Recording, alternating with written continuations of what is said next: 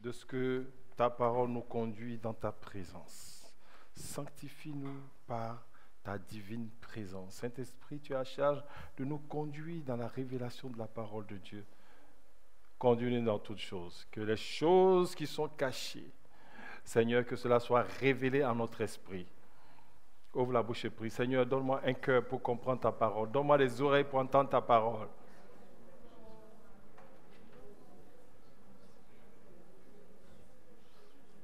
Ouvre mes oreilles afin que j'entende ta voix.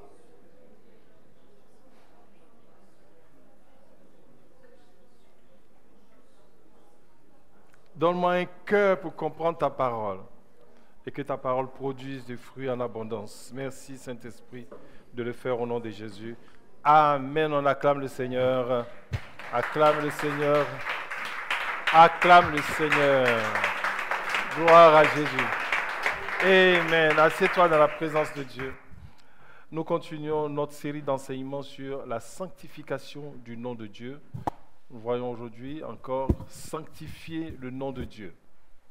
Dieu continue une série d'enseignements. Donc, si tu n'étais pas là, tu vas voir donc à l'accueil, on va te dire notre adresse YouTube et tu vas pouvoir te connecter pour voir le début de tous ces enseignements. Sanctifier le nom de Dieu. 3 choses nous permettent de nous positionner dans notre relation avec Dieu et être inébranlable. 3 choses. La première chose qu'on a vue, c'est que il faut se souvenir de ce que Dieu a fait pour toi dans ta vie. Amen. Ève a chuté parce qu'elle ne s'est pas souvenue de ce que Dieu a fait dans sa vie et qu'un intrus comme le serpent vienne lui parler et elle obéit tout de suite. Bien-aimés, nous avons insisté dessus. L'aveugle-né disait, je ne sais pas si celui-là est pécheur, mais je sais une seule chose, j'étais aveugle et maintenant je vois. Amen. Et si je vois par lui, c'est que ce n'est pas un pécheur, mais c'est un prophète. Amen. C'est très clair. Et toi, dans ta vie, combien de fois tu te souviens de ce que Dieu a fait dans ta vie pour te positionner en lui une bonne fois pour toutes? L'action des grâces, ça c'est à la portée de tout le monde. Tout le monde. Chaque jour, tu sais comment te positionner en Dieu en lui disant merci. Merci pour bien de choses que toi tu-même tu sais. Deuxième chose qui nous permet de se positionner en Dieu, c'est la révélation de la parole de Dieu. Amen. Nous avons vu comment Jésus a été porté au désert pour être tenté par le diable. Il est resté inébranlable parce qu'il n'avait pas d'avis. Il avait une seule conviction, la parole de Dieu. Amen. La troisième chose qui nous permet de rester et de demeurer dans une vie de sanctification en sanctifiant le nom de Dieu, ce sont les voies de Dieu. Amen. Quand nous œuvrons dans ces 3 dimensions, le nom de Dieu est sanctifié dans nos vies, et si le nom de Dieu est sanctifié dans nos vies, nous-mêmes aussi, nous marchons dans la sanctification. Psaume 50, versets 14 à 23. Psaume 50, 14 à 23. Offre pour sacrifice à Dieu des actions de grâce, et accomplis tes vœux envers le Très-Haut. Et évoque-moi au jour de la détresse, je te délivrerai et tu me glorifieras. Et Dieu dit aux méchants, quoi donc? Tu énumères mes lois et tu as mon alliance à la bouche. Toi qui hais les avis et qui jettes mes paroles derrière toi. Si tu vois un voleur, tu te plais avec lui et ta part est avec les adultères. Tu livres ta bouche au mal et ta langue est un tissu de tromperie. Tu t'assieds et tu parles contre ton frère. Tu diffames le fils de ta mère. Voilà ce que tu as fait et je me suis tu. Tu t'es imaginé que je te ressemblais, mais je vais te reprendre et tout mettre sous tes yeux. Prenez-y donc garde, vous qui oubliez Dieu, de peur que je ne déchire sans que personne délivre. Celui qui offre pour sacrifice des actions de grâce me glorifie. Et celui qui veille sur sa voie, je ferai voir le salut de mon Dieu. Amen. Versets 14 à 15. Verset 14. offre pour sacrifice à Dieu des actions de grâce. Et accomplis tes vœux. Oh Seigneur, si tu fais ça pour moi, je vais changer. Si tu fais ça pour moi, chaque jour, des gens font des vœux, surtout quand ils sont dans des problèmes. Mais une fois que Dieu les a délivrés, ils ont oublié complètement tout. Offre pour sacrifice à Dieu des actions de grâce et accomplis tes vœux envers le Très-Haut. Verset 15. Et invoque-moi au jour de la détresse. Verset 15. Et invoque-moi au jour de la détresse, je te délivrerai et tu me glorifieras. Donc, l'action de grâce, j'allais dire la rétroaction de grâce. Ce n'est pas que Dieu fait quelque chose pour toi tout de suite et puis tu vas lui rendre grâce. C'est déjà les choses passées, les choses qui sont de ta vie, les choses qui sont déjà passées dans ta vie, ce que j'appelle la rétroaction de grâce. Regarde dans ton rétroviseur avec Dieu. Regarde ce qu'il a fait pour toi. Et lorsque tu fais cela, ça autorise Dieu à te soutenir dans le problème que tu vis maintenant. Amen. Alors que lorsque le problème arrive, les gens regardent devant alors qu'ils doivent regarder derrière. Amen. Regarde derrière ce qu'il a fait pour toi. Et quand tu sais lui dire merci, alors il te soutient dans le problème que tu as maintenant. Amen. Et c'est ce qu'il dit. Et cela le glorifie. C'est de la bouche de Dieu lui-même. Verset 16. Verset 16 à 20, et Dieu dit aux méchants, méchant c'est qui? C'est une manière de se comporter. Et la Bible dit ici, il dit, tu as mes paroles dans ta bouche. Les paroles de mon alliance, tu as ça dans ta bouche. Quand tu récites la parole de Dieu par cœur et tu agis mal. Dieu dit que tu es méchant. Verset 17. Mais toi qui hais les avis et qui jettes mes paroles derrière toi, tu connais la parole de Dieu, mais quand tu dois te comporter, tu mets la parole de Dieu loin de toi. Dieu dit tu es un méchant. Ah. Verset 18, il dit quoi? Dieu veut se désolidariser de ce genre de personnes. Tu t'associes aux voleurs, tu t'associes aux adultères. Verset 19, et Dieu dit, tu penses que moi je te ressemble. Ma manière d'agir n'est pas de cette manière. Donc, je vais me dissocier de toi, je vais mettre ça sous tes yeux et tu verras. Donc, on voit que le méchant, c'est celui qui méprise la parole de Dieu et qui pratique le mal. Dans cela, donc, on voit beaucoup de méchants dans l'Église parce que c'est là que la parole de Dieu est diffusée. Donc, Dieu se dissocie d'une telle personne. Dieu ne veut pas que cette personne prononce même son nom. Parce qu'en prononçant son nom, il peut s'associer à lui, donc il se dissocie. Ceci montre que l'obéissance à la parole de Dieu est indispensable pour marcher avec lui. Amen. Si tu marches avec Dieu, obéir à sa parole est une obligation. Bien, nous allons continuer. Donc, nous avons étudié donc, le positionnement dans l'action de grâce. Nous avons vu donc l'importance de sa parole. Nous allons voir aujourd'hui comment donc sanctifier le nom de Dieu par les voies de Dieu lui-même. Sanctifier le nom de Dieu revient à marcher dans ses voies. Et il y a une relation directe entre la sanctification et les voies de Dieu. Les voies de Dieu sont des voies saintes. On peut voir cela au psaume 77, versets 12 à 21. Psaume 77, versets 12 à 21. Psaume 77, versets 12 à 21. Je rappellerai les œuvres de l'Éternel, car je me souviens de tes merveilles d'autrefois. Je parlerai de toutes tes œuvres, je raconterai tes hauts faits. Ô Dieu, tes voies sont saintes. Quel Dieu est grand comme Dieu? Tes voies sont saintes. Amen. Quel Dieu qui est comme Dieu, comme toi. Allons-y. Tu es le Dieu qui fait des prodiges. Hein? Tu as manifesté parmi les peuples ta puissance. Par ton bras, tu as délivré ton peuple, les fils de Jacob et de Joseph. Les autres ont vu, ô Dieu, les autres ont vu, elles ont tremblé. Les abîmes se sont émus. Les nuages versèrent de l'eau par torrent. Le tonnerre retentit dans les nues et tes flèches volèrent de toutes parts. Ton tonnerre éclata dans le tourbillon Les éclairs illuminèrent le monde. La terre s'émut et trembla. Tu te frayas un chemin par la mer, un sentier par les grandes eaux, et tes traces ne furent plus reconnues. Tu as conduit ton peuple comme un troupeau par la main de Moïse et d'Aaron. Amen. Voilà, donc quand Dieu veut délivrer ses enfants, quand il veut te délivrer, il ouvre une voie sainte devant toi. Amen. Si toi-même tu ne peux pas marcher dans la voie sainte, tes ennemis vont te rattraper. Voilà. Parce qu'il est impossible à tes ennemis de marcher dans la sainte voie. Amen. Amen. Donc quand il voulait délivrer son peuple en Égypte, Dieu va ouvrir une voie sainte par la révélation de la parole.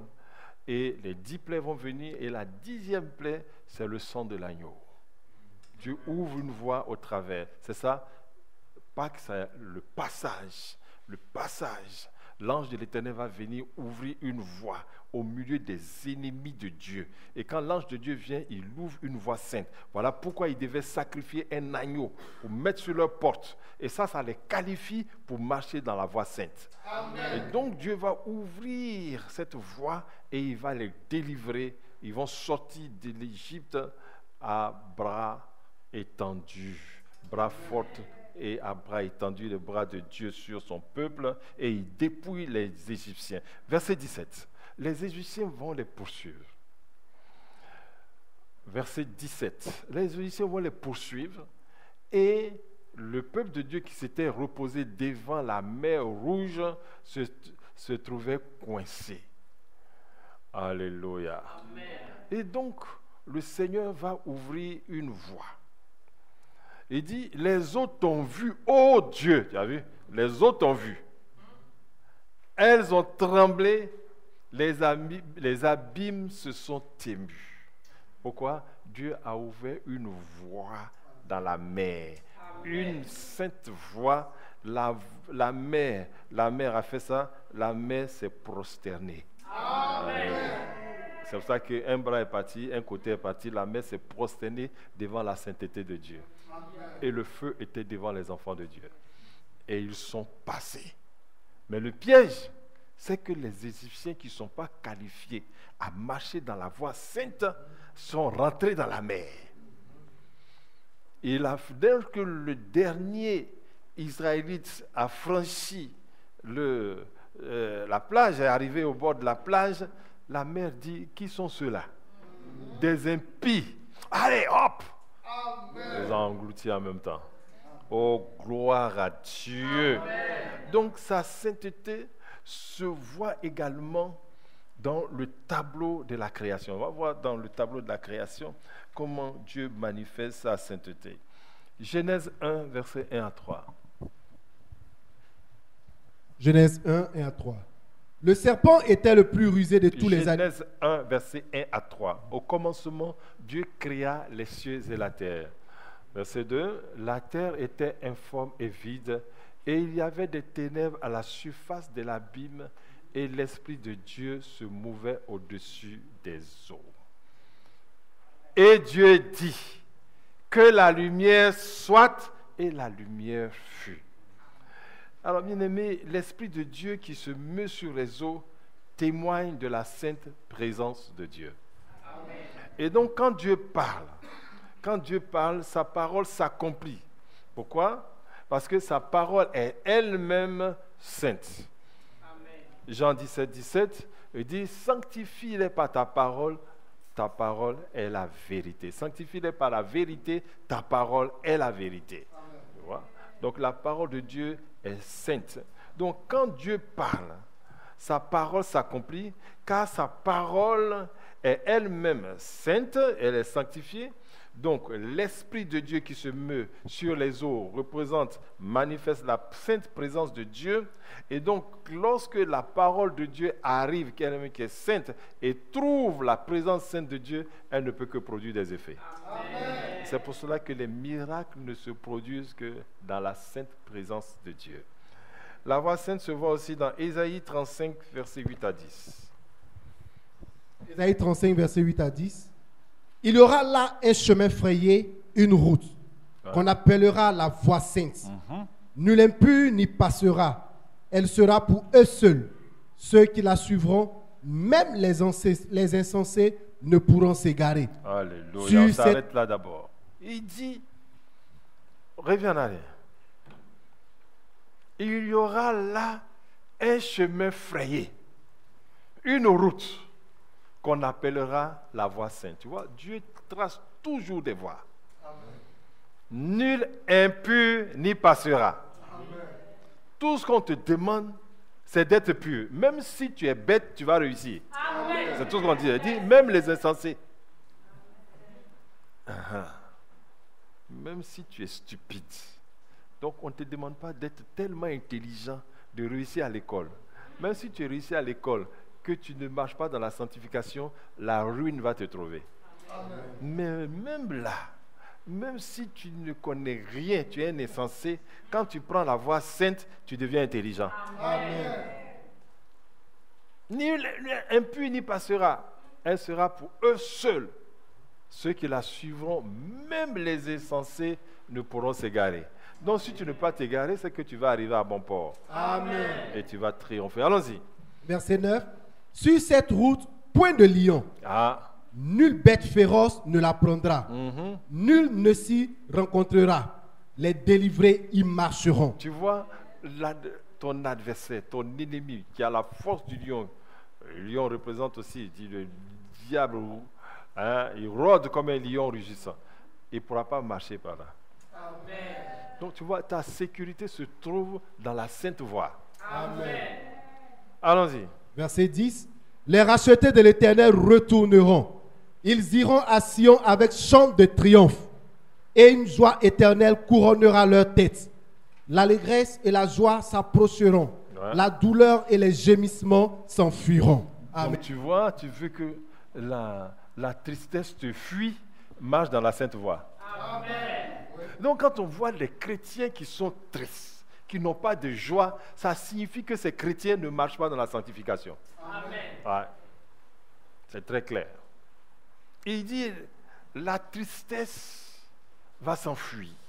Mais la joie et l'allégresse, mettez le verset s'il vous plaît, la joie et l'allégresse seront toujours dans la voie sainte. La joie et l'allégresse.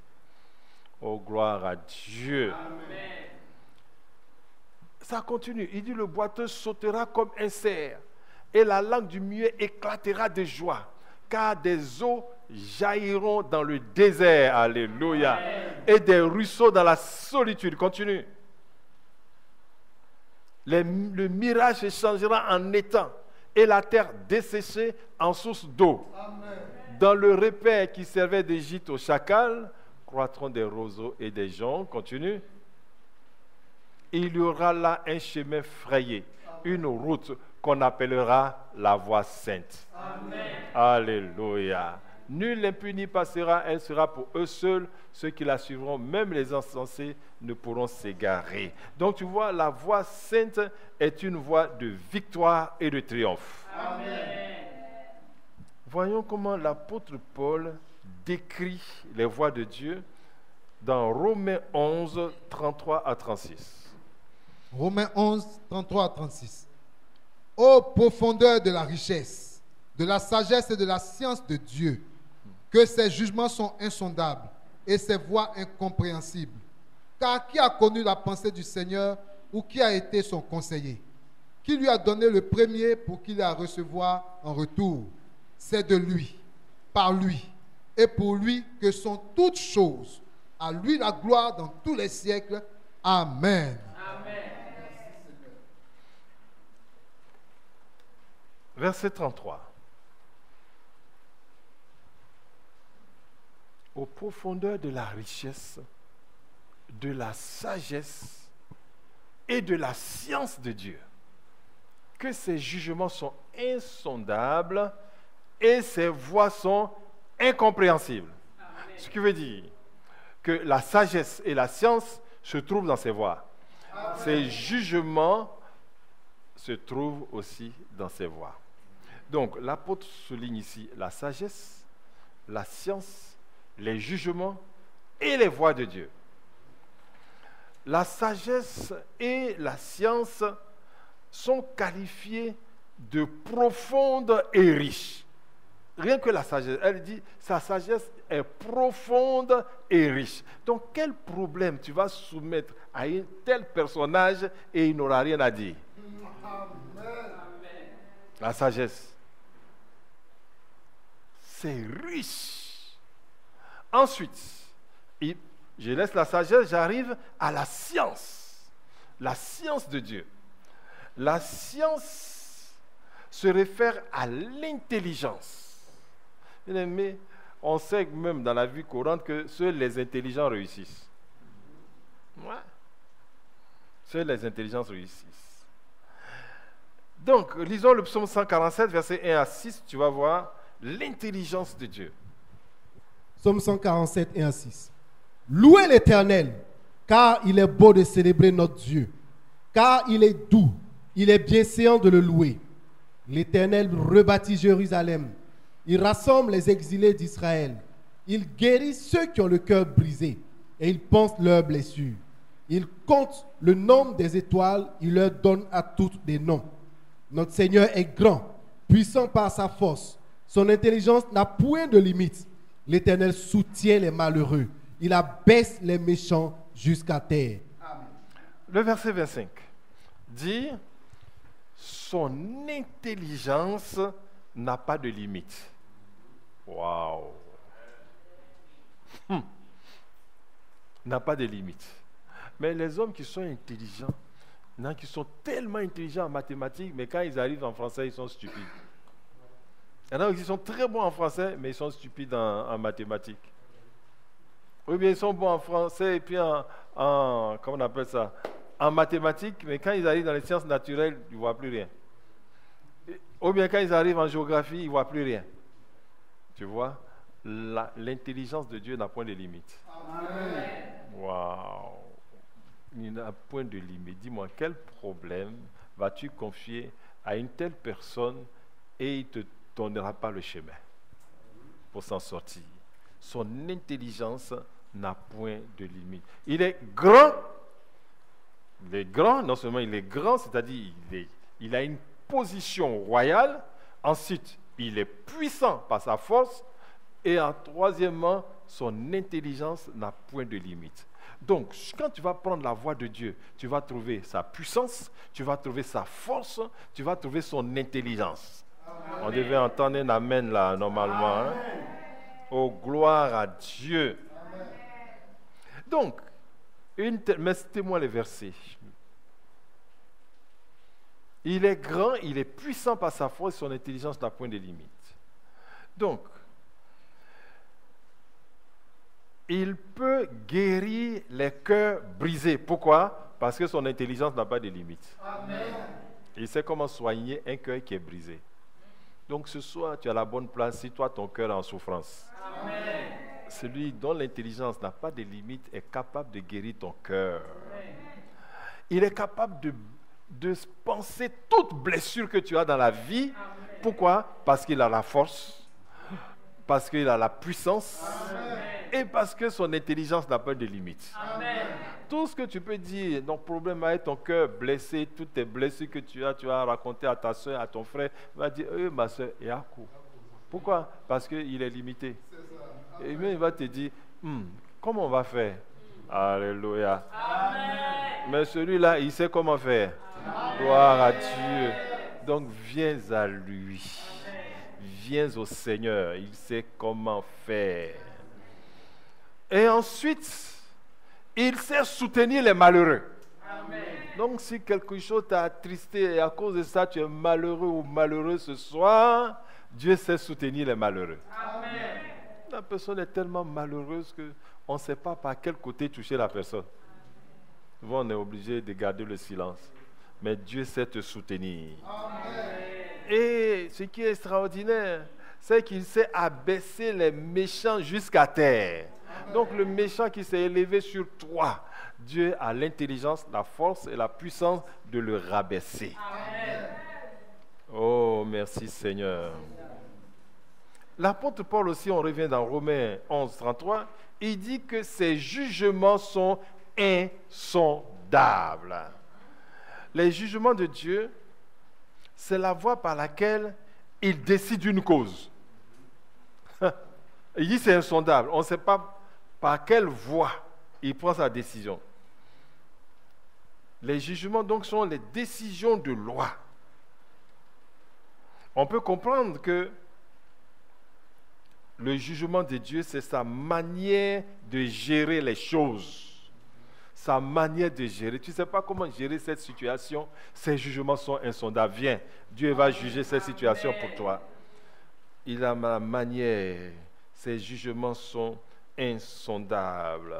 Signifie qu'il est impossible de connaître la valeur de ses décisions. Amen. Ça veut dire comment et pourquoi Dieu prend ses décisions. Comment il prend ses décisions. Donc, ça devient difficile alors de dire, Seigneur, pourquoi? Seigneur, pourquoi? Seigneur, pourquoi? Et l'apôtre Paul dit aussi que les voies de Dieu sont incompréhensibles. Alléluia. Amen. Oh, tu t'es égaré, tu es dans une voie sans issue. C'est la voie des hommes. Tu ne sais pas s'il faut aller à droite, s'il faut aller à gauche, derrière, reculer. Tu es dans une impasse. Alléluia. Amen. Dieu a les voies incompréhensibles. Amen. Donc, ton problème que tu ne comprends pas, il y a les voies de Dieu. Amen. Il peut trouver. Isaïe 55, verset 8 à 11. Isaïe 55, 8 à 11, verset 8. « Car mes pensées ne sont pas vos pensées, et vos voix ne sont pas mes voix, dit l'Éternel.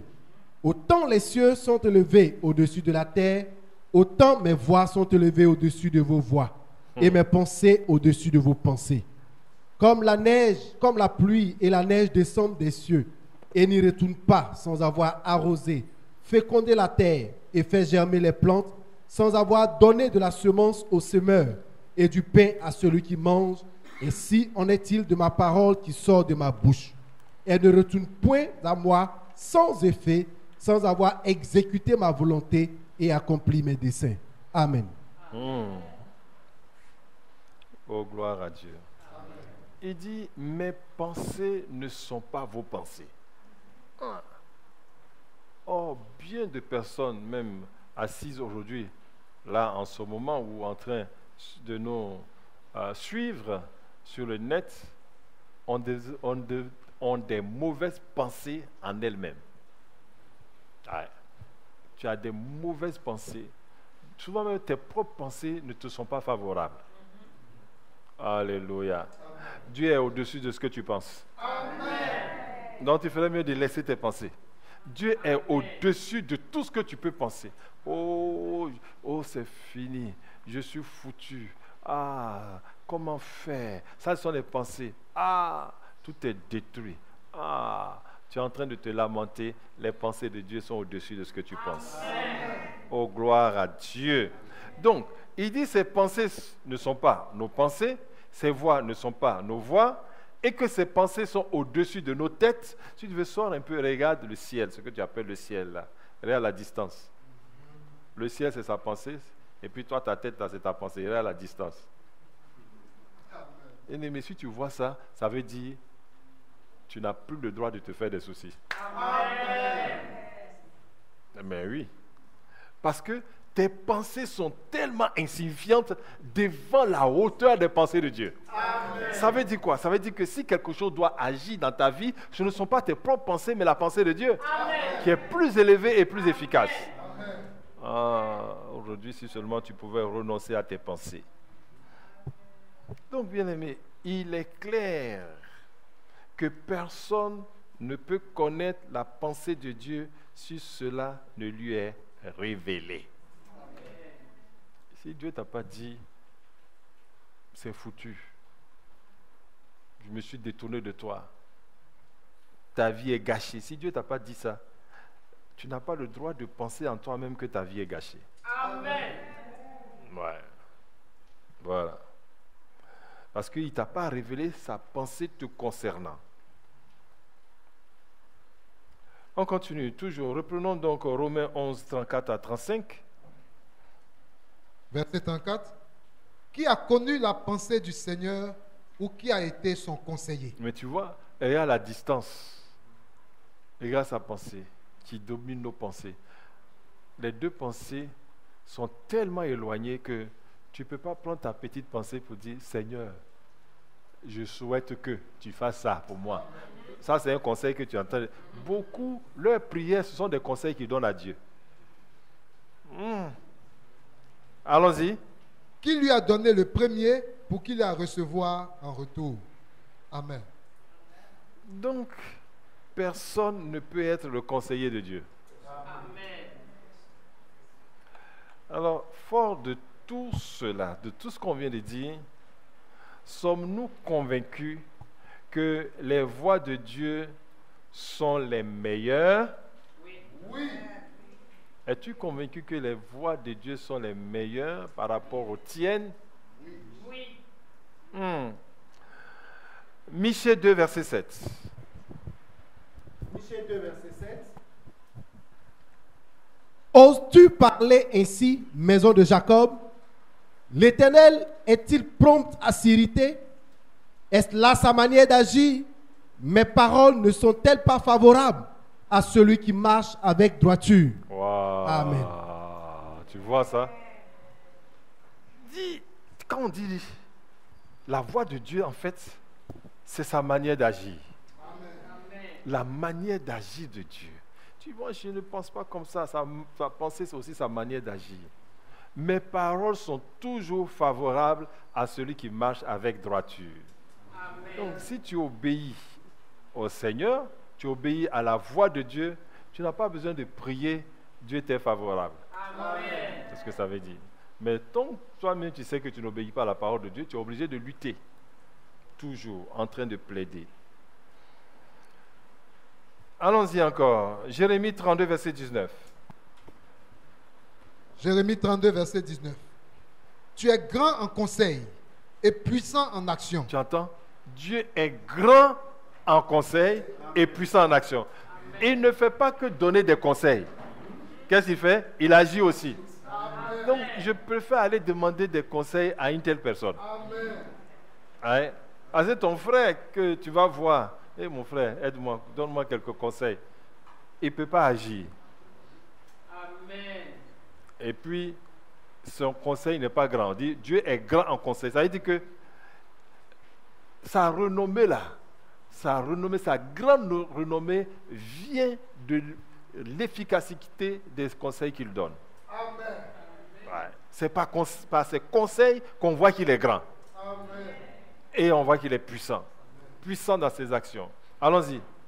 Tu as les yeux ouverts sur toutes les voies des enfants des hommes, pour rendre à chacun selon ses voies, selon le fruit de ses œuvres. Amen.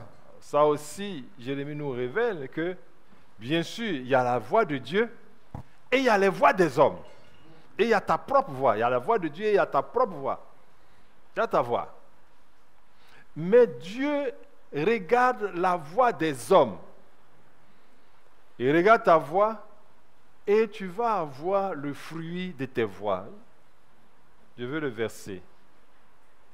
Tant que je ne suis pas passé à un autre verset, restez sur le verset. Et il dit, tu as les yeux ouverts sur toutes les voies des enfants des hommes. Donc Dieu a les yeux ouverts sur tes voies. Amen. Pour rendre à chacun selon ses voies. Donc ce qui t'arrive aujourd'hui et qui t'attriste, ça dépend de la voie que tu as empruntée. Amen. C'est ça qui fait que tu as. Et tu ne peux pas échapper aussi. Oh, gloire à Dieu. Amen. Ézéchiel 33, verset 10 à 20. Ézéchiel 33, verset 10 à 20. Verset 10. Et toi, fils de l'homme, dis à la maison d'Israël, vous dites, nos transgressions et nos péchés sont sur nous, et c'est à cause d'eux que nous sommes frappés de langueur. Comment pourrions-nous vivre? Dis-leur, je suis vivant, dit le Seigneur, l'Éternel. Ce que je désire, ce n'est pas que le méchant meure. Ah, tu vois, voilà sa pensée. Dieu ne veut pas que le méchant meure. Mais même si tu es méchant aujourd'hui, le méchant c'est lui qui ne fait pas la voix de Dieu. Tu connais la voix de Dieu, mais tu ne suis pas. Il dit, Dieu même ne veut pas que tu meurs. Ouais. Allons-y. C'est qu'il change de conduite et qu'il vive. Change ta manière de vivre. Et si tu changes ta manière de vivre, Dieu va te soutenir. Amen. Aussi simple que ça. Allons-y. revenez, revenez de vos mauvaises voies. Voilà. Et pourquoi mourriez-vous, maison d'Israël? Donc, si tu ne reviens pas de ta mauvaise voie, ce qui est sûr, tu vas mourir. Allons-y. Et toi, fils de l'homme, dis aux enfants de ton peuple, la justice du juste ne la sauvera pas au jour de sa transgression. La justice du juge ne le sauvera pas au jour de sa transgression. Allons-y. Et le méchant ne tombera pas par sa méchanceté le jour où il s'en détournera. Et le méchant aussi ne tombera pas par sa méchanceté le jour où il s'en détournera. De même que le juste ne pourra pas vivre par sa justice au jour de sa transgression. Allons-y. Lorsque je dis au juste qu'il vivra, s'il se confie dans sa justice et commet l'iniquité, toute sa justice sera oubliée et il mourra à cause de l'iniquité qu'il a commise. Lorsque je dis au méchant, tu mourras, s'il revient de son péché et pratique la droiture et la justice, s'il rend le gage, s'il restitue ce qu'il a ravi, s'il suit les préceptes qui donnent la vie sans commettre l'iniquité, il vivra, il ne mourra pas. Tous les péchés qu'il a commis seront oubliés. Alléluia. S'il pratique la droiture et la justice, il vivra. Très bien. Donc le juste, écoute, restons là, qui fait la justice, il pratique la justice et un jour, il s'échappe de la justice pour commettre l'iniquité. Dieu dit qu'il va mourir. Tout ce qu'il a fait avant là, il n'y a pas de banque dans la justice. Il n'y a pas de banque dedans. Il dit, c'est aujourd'hui seulement j'ai déconné. Mais c'est aujourd'hui aussi où tu vas mourir. Alléluia. Amen. Il n'y a pas de réserve. Voilà. Ensuite, maintenant, le méchant qui a accumulé faute sur faute, et le jour où il se répand de sa méchanceté, de ses iniquités, Dieu dit, toutes ces nombreuses fautes sont oubliées. Amen. Alors tu dis Amen. Mais il semble que ça n'arrange pas les hommes. Ça ne nous arrange pas. Continue, va dire. Allons-y. Verset 17. Les enfants de ton peuple disent, la voie du Seigneur n'est pas droite. Donc, si c'est comme ça Dieu fait, c'est que sa voie n'est pas droite. Je suis juste, c'est un seul jour seulement. Tu es juste tous les jours, tu es un seul jour là, tu as fait quoi? C'est ça. Alléluia. Il dit, la voie du Seigneur n'est pas droite. Si je suis juste et que je quitte la justice pour aller faire la méchanceté, je vais mourir, malgré toutes les années de ma justice. Alors que le méchant, il a accumulé faute sur faute, et puis le jour où il renonce à ça, et qu'il devient, il marche dans la justice, je vais oublier toutes ses fautes. Mais Seigneur, pourquoi tu ne te souviens pas de ma justice alors? Ah, voilà la voie de Dieu. Tu vois, ça ne semble pas arranger l'homme. Gloire à Dieu. Amen. Et Dieu dit, c'est leur voie qui n'est pas droite. Amen. Parce que le juste veut vivre, faire la justice et de temps en temps faire l'iniquité. De temps en temps. Il dit, non, tu fais ça, tu vas mourir. Même pas de problème. Continue. Verset 18. Si le juste se détourne de sa justice et commet l'iniquité, il mourra à cause de cela. Tu as vu, c'est clair. Il Si le mourra méchant- à cause de cela, parce que, verset 18, il mourra à cause de cela parce qu'il s'est détourné de la voie juste pour aller vers l'iniquité. Donc quand c'est comme ça, il est en train de dire aux gens que la voie de Dieu n'est pas bonne. Et tu es dans la voie juste et tu t'en vas là-bas, pourquoi? Si c'était bien, tu allais rester? Ah oui, c'est ça. Continue. Verset 19. Si le méchant revient de sa méchanceté et pratique la droiture et la justice, il vivra à cause de cela. Vous dites, la voie du Seigneur n'est pas droite. Je vous jugerai chacun selon ses voies, maison d'Israël. Amen. Amen. Donc, il y a toujours un jugement de Dieu sur la voie que tu as empruntée. Donc, vous êtes là en train de prier, de vous lamenter. Seigneur, pourquoi? Alors que tu sais la voie que tu as empruntée. Ce que tu as aujourd'hui vient de la voie que tu as empruntée.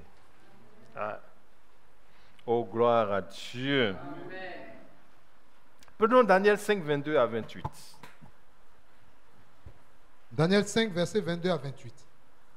Et toi, Belchassar, son fils, tu n'as pas humilié ton cœur, quoique tu susses toutes ces choses. Tu t'es élevé contre le Seigneur des cieux. Les vases de sa maison ont été apportés devant toi, et vous vous en êtes servis pour boire du vin, toi et tes grands, tes femmes et tes concubines.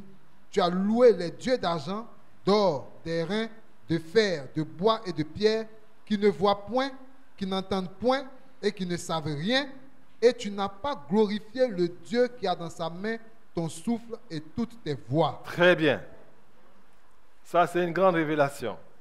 Et il dit, regarde, ce qui doit influencer ta vie, c'est la personne qui tient ton souffle. Amen. Et qui sait partout par où tu passes, dans la journée où tu dors. Voilà. Et donc, vous connaissez ce passage, vous ne connaissez pas le Daniel 5, ça aussi, ça veut dire que tu es sur le mauvais chemin. Si tu es sur le bon chemin, tu dois connaître la parole de Dieu. Donc, le fils de Nebuchadnezzar, qui est Belchassar, a fait un grand festin et il a commencé à manger, à boire, faire tout ce qu'il veut et à prendre les coupes d'or que son père a pris du temple de Jérusalem pour faire sa célébration. Et après ça, il commence à invoquer les dieux d'or et d'argent. Et une main est sortie. Une main est sortie pour le condamner. Et Daniel est en train de lui dire, la main est sortie parce que toi, est-ce que tu as lu jusqu'au verset 28? Parce que toi, tu as vu ce qui est arrivé à ton père, et non content de ça, tu empruntes aussi la mauvaise voie. Alors, il dit, tu n'as pas loué le Dieu qui tient dans ses mains ton souffle et toutes tes voix. Même, écoute, Dieu, il permet que tu respires en allant faire la mauvaise chose que tu t'en as fait. Parce qu'il aurait pu couper en même temps. Tu fais une mauvaise chose là, il garde ton souffle quand même. Et puis, il regarde tes voix. Il dit, c'est ce que tu veux.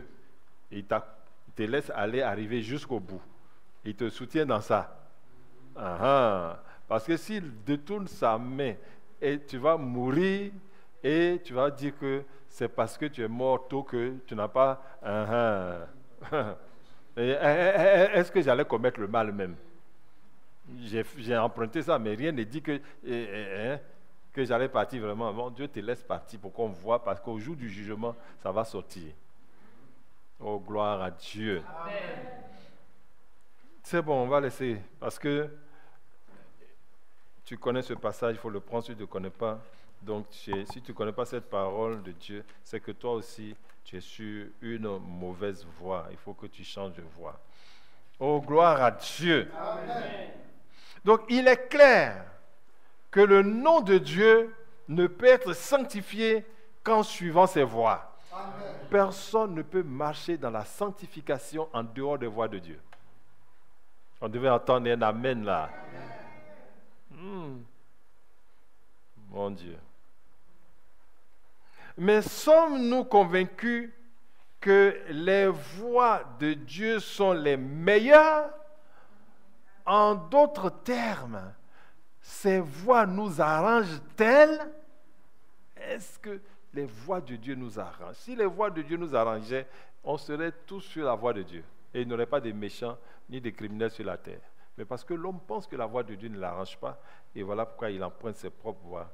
Prenons un exemple dans Matthieu 16, 13 à 27. Matthieu 13, 16, à partir du verset 13. Jésus étant arrivé dans le territoire de Césarée et de Philippe, demanda à ses disciples, « Qui dit-on que je suis, moi le Fils de l'homme » Ils répondirent, « Les uns disent que tu es Jean-Baptiste, les autres Élie, les autres Jérémie ou l'un des prophètes. Et vous, leur dit-il, qui dites-vous que je suis » Simon-Pierre répondit, « Tu es le Christ, le Fils du Dieu vivant. » Jésus reprenant la parole lui dit, « Tu es heureux, Simon, fils de Jonas, car ce ne sont pas la chair et le sang qui t'ont révélé cela, mais c'est mon Père qui est dans les cieux. Et moi, je te le dis, que tu es Pierre, et que sur cette pierre, je bâtirai mon église, et que les portes du séjour des morts ne prévaudront point contre elle. Je te donnerai les clés du royaume des cieux. Ce que tu lieras sur la terre sera lié dans les cieux. Et ce que tu délieras sur la terre sera délié dans les cieux. Alors, il recommanda aux disciples de ne dire à personne qu'il était le Christ. C'est bon, ça arrête là pour le moment. Verset 15. Et vous leur dit-il, qui dites-vous que je suis? Cette question t'est posée ce soir. Que dis-tu que Jésus est? Voilà. Et quand Jésus dit cela, il faut te rappeler que Jésus a déclaré qu'il est le chemin, la vérité et la vie. Jean 14, 4 à 6. Il dit, je suis le chemin. Allons-y, Jean 14, 4 à 6. Verset 4, vous savez où je vais et vous en savez le chemin. Thomas lui dit, Seigneur, nous ne savons où tu vas. Comment pouvons-nous en savoir le chemin? Jésus lui dit, je suis le chemin, la vérité et la vie. Nul ne vient au Père que par moi. Amen. Donc, quand tu dis, qui dites-vous que je suis, tu dois savoir qu'il est le chemin. Donc, Jésus est la voix de Dieu. Il a la voix de Dieu, c'est tout. La voix que tout le monde sur la terre doit suivre, quelle que soit sa race, quelle que soit sa religion, quelle que soit sa position sociale. Jésus est le chemin. C'est très clair. Personne quelles que soient les religions, personne n'a osé dire je suis le chemin. Oui. Oh, gloire à Dieu. Amen. Parce que la vérité se voit dans ce que dit l'envoyé de Dieu. Et qu'il est capable de dire.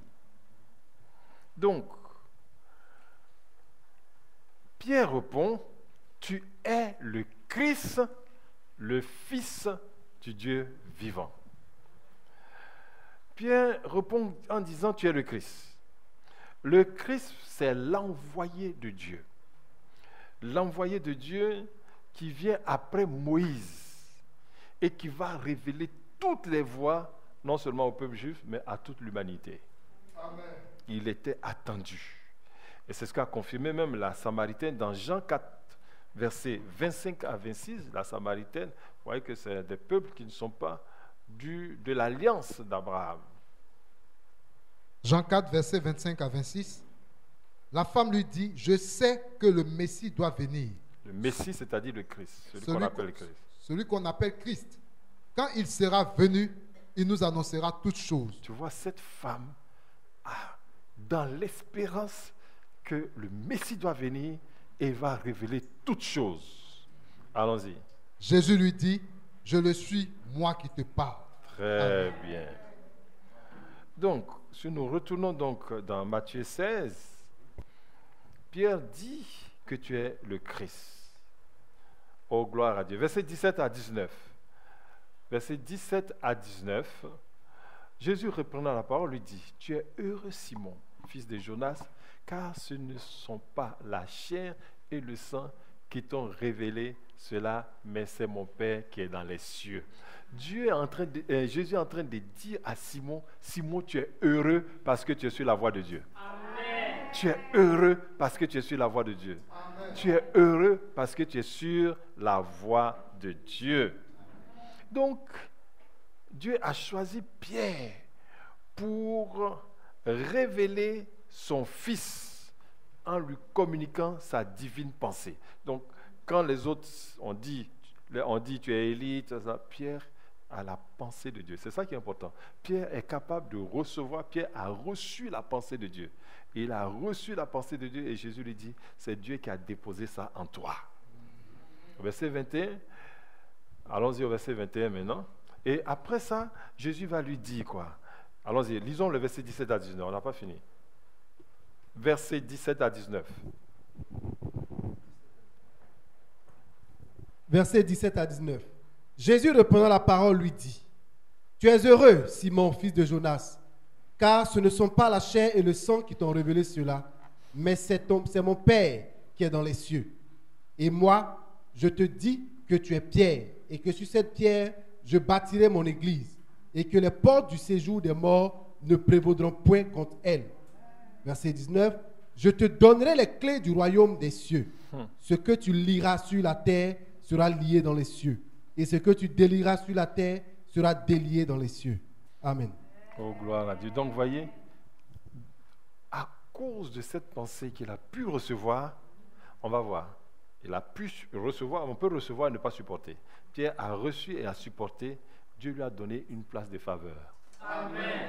Une grande, grande position dans les fils de Dieu. Voilà. Mais allons-y au verset 21. Verset 21. Dès lors, Jésus commença à faire connaître à ses disciples qu'il fallait qu'il allât à Jérusalem, qu'il souffrit beaucoup de la part des anciens, des principaux sacrificateurs et des scribes, qu'il fut mis à mort et qu'il ressuscita le troisième jour. Très bien. Verset 21. Donc, après cette révélation de qui est Jésus, Jésus maintenant s'adresse aux disciples et leur parle des choses le concernant. Est-ce une révélation ou une causerie? Est-ce une révélation ou une causerie? C'est une révélation. Mais ce qu'ils entendent ne les arrange pas. Même si toi aussi tu étais là, ça n'allait pas t'arranger. Et aujourd'hui, si Jésus n'avait pas obéi à ce qu'il vient de dire, là, on ne serait pas là aujourd'hui. On ne serait pas là. Vous voyez comment la pensée de Dieu peut ne pas nous arranger. En tout cas, ça n'arrangeait pas Pierre et les disciples. Ce n'était pas du tout ce qu'ils... Après avoir dit, je te donnerai les clés des cieux, du royaume des cieux, et puis maintenant tu dis, tu vas tomber dans les mains des pécheurs, mourir. Verset 22, allons-y. Verset 22. Pierre, l'ayant pris à part, se mit à le reprendre et dit, à Dieu ne plaise, Seigneur, cela ne t'arrivera pas. Mais Jésus se retournant... Non, verset 22. Donc Pierre a le courage, je ne sais pas si on peut appeler ça courage, ou l'audace. Mais avec la faveur qu'il vient d'avoir, il peut parler. Et il va prendre Jésus de côté et Jésus se laisse faire. Attention, ce n'est pas parce qu'il t'écoute que vous êtes pareil. Amen. Alléluia.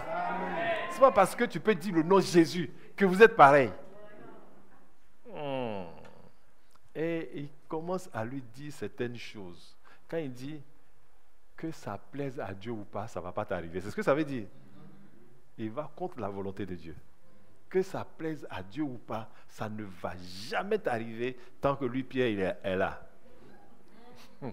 Alléluia. Pour que ça lui arrive, il faut qu'on passe sur son cadavre, parce que ça là, ça ne va jamais t'arriver. Gloire à Dieu. Verset 23. Verset 23. Mais Jésus se retournant dit à Pierre, arrière de moi, Satan, tu mets en scandale, car tes pensées ne sont pas les pensées de Dieu, mais celles des hommes. Très bien.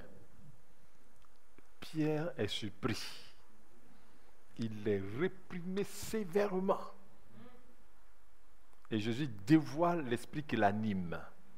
Il dit, tes pensées sont des pensées des hommes. Ça signifie, il parle de Satan, il parle des pensées des hommes. Ça veut dire que la pensée satanique court dans la pensée des hommes.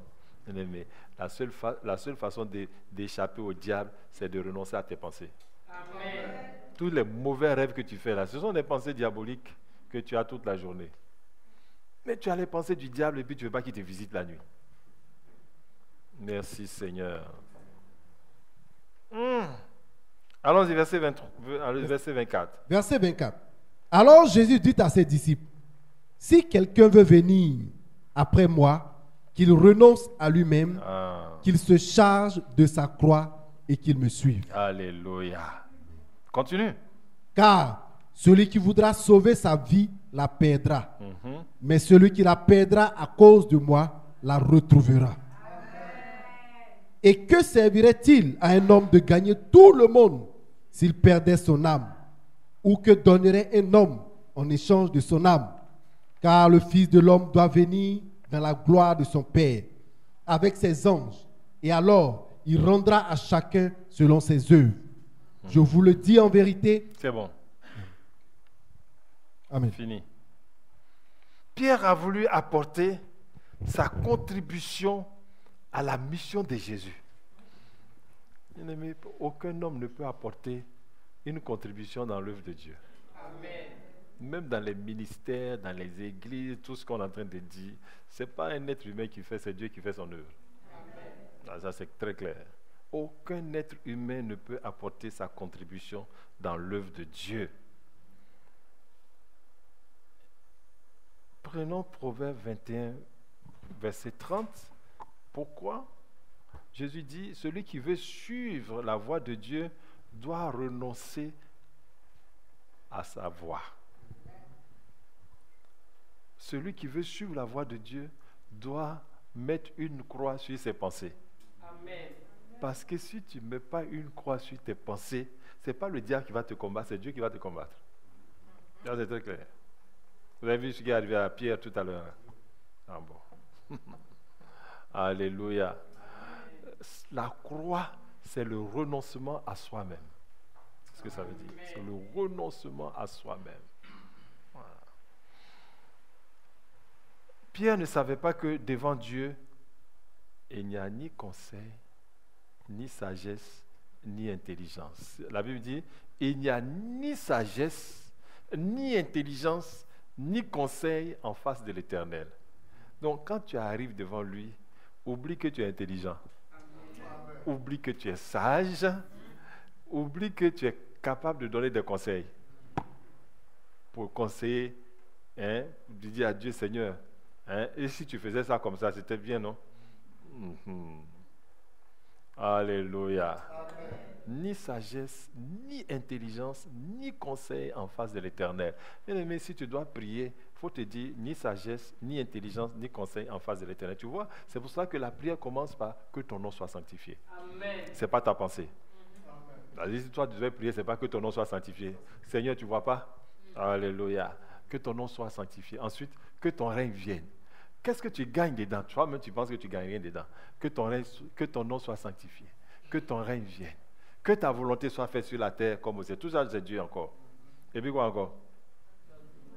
Donne-nous le pain de chaque jour.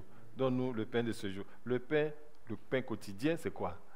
C'est nourris-nous de ta pensée. Nourris-nous de toi. Nourris-nous de toi. Donc, chaque fois que tu t'en vas et tu es nourri de ton travail, bien aimé, ce n'est pas une bonne chose. Amen. Mais c'est un mal. Mais il faut savoir que c'est un mal. Toute la journée, on doit être nourri de ce qui concerne Dieu. Amen. Parce que c'est comme ça qu'il nous a créés. Mais on se dit, non, mais quand même, on doit aller au travail, on doit aller faire ceci, on doit aller au village, on doit faire ceci. Tu fais des choses qui vont nourrir ton âme, mais ça va t'affaiblir. Voilà. Il faut savoir que ce n'est pas normal. On n'a pas été créé pour être nourri par l'actualité que tu vois t'asseoir, l'actualité qui rend des choses stupides des hommes. Elle dit, nourris-nous de toi. Amen. Qu'on entende ton témoignage, qu'on entende tes hauts faits, qu'on entende tes œuvres. Amen. C'est ça, ça nous fait du bien. Ça, c'est le pain quotidien. Et ensuite, qu'est-ce qu'il y a encore? Pardonne-nous nos offenses, tu as vu? Il n'y a rien qui te concerne. Il n'y a pas quelque chose, il n'y a pas un espace où tu peux mettre ton petit projet. De toute façon, il a dit déjà que ta volonté se fasse. Donc ça a écrasé pour toi là. Et ne nous laisse pas entrer quoi? En tentation. La tentation, c'est quoi? Ce sont mes propres pensées contre tes pensées. Mes pensées et les pensées de Dieu. Je suis tenté de faire ce que je veux. Mais délivre-moi du mal. Le mal, c'est aller contre la volonté de Dieu. Tu vois, à toi appartiennent la paix et la gloire. Tu as vu ça? Prends tes sujets de prière et tu vas voir si tu retrouves une place pour mettre ce qui est dedans. Rien. Parce que tu as intérêt à ce que sa volonté s'accomplisse. Amen. Parce que sa volonté, il a dit, il ne veut pas que le pécheur meure, mais qu'il se détourne de sa mauvaise voie. C'est une bonne volonté, ce n'est pas une bonne volonté. Une bonne volonté. Voilà. Sa volonté, c'est de te bénir, de te rendre heureux. C'est ce que j'ai posé comme question. Sommes-nous convaincus que les voies de Dieu nous arrangent? Ok. Je vais terminer en prenant quelques exemples. Prenons Ézéchiel 37, versets 1 à 13. Ézéchiel 37, 1 à 13. Et je veux qu'on lise les versets 1 et 2. On va aller pas à pas. La main de l'Éternel fut sur moi, et l'Éternel me transporta en esprit et me déposa dans le milieu d'une vallée remplie d'ossements. Il me fit passer auprès d'eux tout autour, et voici, ils étaient fort nombreux à la surface de la vallée et ils étaient complètement secs. Très bien. Ici, qu'est-ce qu'on voit? Dieu fait passer Ézéchiel au milieu d'une vallée remplie d'ossements. Et ce sont des ossements humains. Et il fait voir à Ézéchiel que ces ossements sont vraiment secs. Ce n'est pas un peu mouillé, il n'y a pas un peu de chair pour dire qu'on peut se débrouiller pour qu'ils se lèvent. C'est sec. Verset 3. Il me dit, fils de l'homme, ces os pourront-ils revivre? Je répondis, Seigneur éternel, tu le sais. Très bien. L'Éternel sonde la pensée d'Ézéchiel. Ézéchiel, à ton avis, ces os peuvent-ils revivre? Bien-aimé, Dieu tient compte de ton avis. Ah, attends. Ton amen, je ne sais pas si ça t'arrange. Dieu tient compte de ton avis. Écoute, la réponse d'Ézéchiel ne se fait pas attendre. Il répond tout de suite en appelant Dieu par son nom de révélation. Il ne dit pas oui, il dit Seigneur éternel. Ce qui veut dire que la réponse d'Ézéchiel est inspirée par la révélation du nom de Dieu. Amen. Ouais. Je vous ai dit, il ne faut jamais dire quelque chose que Dieu ne t'a pas dit de dire. Donc ça le positionne déjà. S'il connaît le Seigneur éternel, ce n'est pas Dieu, mais s'il connaît le Seigneur éternel, il sait que celui-là, tout est possible. À celui-là, il n'y a rien. Donc il dit quoi? Il dit, tu le sais. Ça veut dire, toi seul sais comment faire pour faire vivre ces ossements. Amen. Toi seul sais comment faire. Oh, gloire à Dieu. Amen. Écoute ceci. Bien-aimé, il n'y a que la pensée de Dieu en toi qui peut supporter ce qu'il te dit. Et, ça là, c'est ce qui est là. Il n'y a que quoi? La pensée de Dieu en toi qui peut supporter ce qu'il te dit. Amen. Si tu n'as pas sa pensée en toi et qu'il te dit quelque chose, ça va t'écraser. Écoute, je vais faire un encart dans le livre des rois, 2 Rois, chapitre 7. Vous connaissez bien ce passage, 2 Rois, chapitre 7, où la parole de Dieu va venir. C'était un temps de grande famine en Israël et les gens n'avaient pas à manger au point où des femmes mangeaient leurs enfants. Donc, c'était la profonde détresse. Il n'y avait rien. Il y avait un siège et Élisée dit, écoutez la parole de l'Éternel. Tu entends? Écoutez la parole de l'Éternel. Ainsi parle l'Éternel. Demain à cette heure, on aura une mesure de fleur de farine pour un cycle et 2 mesures d'orge pour un cycle à la porte de Samarie. Les gens ont faim, ils ont soif. Même s'il est 17 heures, il dit demain à 7 heures, ça va faire 24 heures. Donc, si c'est une bonne nouvelle, même si j'ai faim, je serre la ceinture parce que je sais que demain je vais manger. Amen. Amen. Mais ils n'ont rien vu. Il n'a fait que dire. Verset 2. L'officier sur la main duquel s'appuyait le roi répondit à l'homme de Dieu. Quand l'Éternel ferait des fenêtres au ciel, pareille chose arriverait-elle? Ce qui veut dire qu'il n'a pas supporté ce qu'il a entendu. Non, là tu comprends maintenant. S'il avait eu la pensée de Dieu en lui auparavant et qu'on aurait dit ça, il allait dire Amen. Amen. Et ça serait accompli dans sa vie. Beaucoup de problèmes, c'est là. Dieu, aucun miracle ne peut se faire dans ta vie parce que la pensée de Dieu n'est pas assise en toi. Donc il ne peut pas te dire, lève-toi et marche. Il ne peut pas te dire, réjouis-toi stérile. Il ne peut pas te dire. Tu n'as pas sa pensée. Il n'y a que ta pensée en toi. Comme celui-là, il n'a que quoi? Sa pensée économique. Il ne connaît que le cours du marché. Il ne connaît que les choses, les nouvelles de la civilisation. Mais il n'a pas la pensée de Dieu. Et qu'est-ce que Élisée va lui dire? Élisée qui a la pensée de Dieu, tes yeux, il dit, tu le verras de tes yeux, mais tu n'en mangeras point.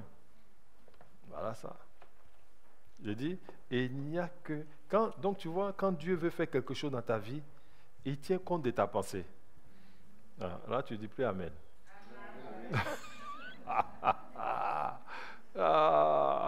Dieu a sondé Ézéchiel pour savoir si, quand il va lui dire, Ézéchiel, dis à ces ossements de se lever. Toi aussi. Même si je suis bête quand même. Ils ne dorment pas, ils sont morts. Et puis il n'y a pas. Voilà. Mais comme il a la pensée de Dieu en lui, il dit, Seigneur, toi tu sais comment faire. Amen. Et tout de suite quand il dit, il sait comment faire, il va dire, prophétise. Ça veut dire, parle. Si Dieu ne peut pas te dire, parle, confesse, déclare ceci, cela en ta faveur, parce que sa pensée n'est pas en toi. C'est ça le problème. Et ce qui fait que les choses ne réussissent pas dans ta vie. Prenons par exemple les gens de Nazareth dans Marc 6, 1 à 6. Allons-y, Marc 6, 1 à 6. Marc 6, 1 à 6. Jésus partit de là et se rendit dans sa patrie. Ses disciples le suivirent. Quand le sabbat fut venu, il se mit à enseigner dans la synagogue. Beaucoup de gens qui l'entendirent étaient étonnés et disaient, d'où lui viennent ces choses? Quelle est cette sagesse qui lui a été donnée et comment de tels miracles se font-ils par ses mains? N'est-ce pas le charpentier, le fils de Marie, le frère de Jacques, de Joseph, de Jude, gloire à Dieu, et de Simon? Voilà ce qu'il y a dans leur pensée. Au sujet de Jésus, c'est qui? Le charpentier, le fils de Marie, le frère de Jacques, de José, de Jude et de Simon. Et c'est ça. Donc quand il est en train de leur parler de Dieu, c'est ce qu'ils ont dans la tête. Comment il peut dire ces paroles sont accomplies pour toi aujourd'hui? Quand il dit ces paroles de Dieu sont accomplies pour toi, il dit hein? C'est lui-même qui parle comme ça. Hey! Et ils vont applaudir pour lui. Gloire à Dieu. Amen. Donc les pensées des gens de Nazareth sur Jésus étaient construites par ce qu'ils ont vu de lui. Ce qu'on a dit de lui, au travers de quoi? De sa vie familiale, de sa vie sociale, etc. Beaucoup, votre propre pensée en vous empêche Dieu d'agir dans votre vie. Ouais. Ce n'est pas les autres qui pensent, mais toi-même, tu sais d'où tu sors, tu sais de quelle famille tu es, tu sais combien de fois tu as échoué, etc., etc. Tout ça, c'est en toi. Alors, donc, quand la parole de Dieu arrive, tu dis, ça ne me concerne pas. Vous voyez, cette pensée charnelle des gens de Nazareth était incapable de recevoir la pensée de Dieu donnée par les enseignements de Jésus, comme il est en train de t'enseigner ce soir. Amen. Bien aimé, l'incrédulité, c'est quand ce que je sais par mes sens charnels ne peuvent pas être remplacés par la parole de Dieu. L'incrédulité, c'est quand ce que je sais par mes sens charnels ne peut pas être remplacé par la parole de Dieu. On t'a dit, je suis un vaurien, c'est ça dans ta tête. Quand Jésus dit, vaillant héros, tu dis, ça ne me concerne pas, c'est les autres. Tu vois? Or, quand tu as entendu que tu es un vaurien et que tu es venu dans l'assemblée et la parole vient, Dieu dit, vous qui entendez ma voix, vous êtes des vaillants héros. Et puis tu dis Amen. Ça change automatiquement et tu adoptes ça. C'était le cas de Gédéon dans Juge 6. Il ne pouvait pas accepter jusqu'à ce qu'il accepte la pensée de Dieu, alors il est devenu un vaillant héros. Alors, si on revient au prophète Ézéchiel, Dieu a pu accomplir sa volonté parce qu'il a adopté entièrement sa pensée. Allons-y, continuons, là où on s'est arrêté. Verset 4. Il me dit, Voilà. prophétise sur ces eaux Prophétise sur ces eaux. Allons-y. et dis-leur, ossements desséchés, écoutez la parole de l'Éternel. Et dis-leur, quand quelqu'un va voir Ézéchiel en train de parler sur les eaux, voit-il Dieu? Voit-il Dieu? Non. Tu dis, mais c'est un fou celui-là. Alléluia. Mais ce n'est pas Ézéchiel qui parle, c'est Dieu qui parle. Amen. C'est ça. Donc, tu vois, la parole de Dieu est dans ta bouche. Ça vient auprès de toi pour arranger ta propre vie, mais tes pensées chassent ça. Réponds-toi. Continue. Verset 5. Ainsi parle le Seigneur, l'Éternel à ses eaux. Voici, je vais faire entrer en vous un esprit et vous vivrez. Je vous donnerai des nerfs, je ferai croître sur vous de la chair, je vous couvrirai de peau, je mettrai en vous un esprit et vous vivrez. Et vous saurez que je suis l'Éternel. Je prophétisais selon l'ordre que j'avais reçu. Et comme je prophétisais, il eut un bruit. Et voici, il se fit un mouvement et les eaux s'approchèrent les uns des autres. Tu vois que lorsque tu as la parole de Dieu comme en toi, tu as adopté ça en toi, tout enseignement de Dieu qui vient vers toi est une puissance de transformation. Mais rien ne change parce que la parole de Dieu ne s'arrête pas. Ce que tu sais de toi-même, tes expériences, tout ce que tu sais de toi, ça chasse la parole de Dieu. Et après ça, tu veux faire jeûne et prière. Gloire à Dieu. Continuons. Verset 8. Je regardai, et voici, il leur vint des nerfs, la chair crue, et la peau les couvrit par-dessus. Mais il n'y avait point en eux d'esprit. Il me dit, prophétise et parle à l'esprit. Prophétise, fils de l'homme, et dis à l'esprit, ainsi parle le Seigneur l'Éternel. Esprit, viens des quatre vents, souffle sur ces morts, et qu'ils revivent. Je prophétisai selon l'ordre qu'il m'avait donné, et l'esprit entra en eux, et ils reprirent vie. Et ils se tinrent sur leurs pieds. C'était une armée nombreuse, très nombreuse. Il me dit, fils de l'homme, ces eaux, c'est toute la maison d'Israël. Tu as vu? Dieu, pour montrer sa capacité de transformer ta vie, te donne l'image d'ossements desséchés. Amen. Continue. Voici, Voici. ils disent, Ils nos os sont desséchés. nos os sont desséchés. Tu as vu? Et eux-mêmes disent, oh, nos os sont desséchés. Ça veut dire, eux-mêmes, les Ivoiriens disent, on est mort. Mais eux, ils n'ont pas dit ça. On est mort pour y décomposer. Il n'y a que les os maintenant. Allons-y. Notre espérance est détruite. Voilà, notre Nous espérance. sommes perdus. Voilà. Allez, allons-y. Prophétise donc et dis-leur. Dis-leur. Ainsi parle le Seigneur Ainsi l'Éternel. parle le Seigneur l'Éternel. Voici, Ça s'adresse à toi. Allons-y. j'ouvrirai vos sépulcres. Là où on t'a enterré, il va t'ouvrir. J'ouvrirai vos sépulcres. Continue. Je vous ferai sortir de vos sépulcres. Alléluia.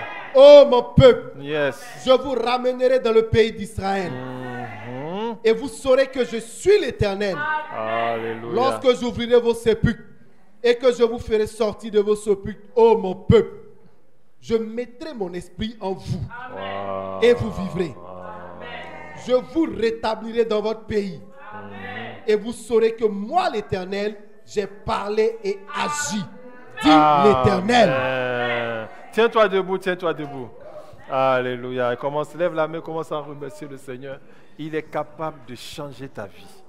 Ce Dieu est capable de changer ta vie. Alléluia. Il est capable de changer ta vie. Commence à lui dire merci. Commence à lui dire merci. Merci. La tombe dans laquelle toi-même tu t'es enterré aujourd'hui, Dieu dit qu'il va te faire sortir de là.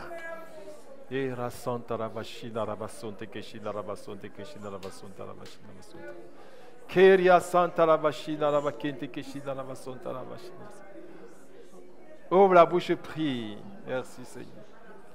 Merci Seigneur. Merci Seigneur. Oh gloire, louange, honneur et puissance à toi. Merci Seigneur. Merci Seigneur. Merci Seigneur. Au nom puissant de Jésus-Christ de Nazareth. Amen. Acclame le Seigneur. Assieds-toi. Nous n'avons pas fini. Nous allons continuer vendredi prochain. Vendredi prochain, je parlerai d'Abraham. On va voir combien de temps Dieu a passé ton problème dur parce que tu n'acceptes pas facilement la pensée de Dieu. On verra ça. La prochaine fois, on continuera compte tenu de notre temps. Ferme les yeux au moment où le Saint-Esprit s'adresse à certaines personnes dans cette salle. Baisse la tête, nous allons prier. Tu es ici. Tu es comme tu es comme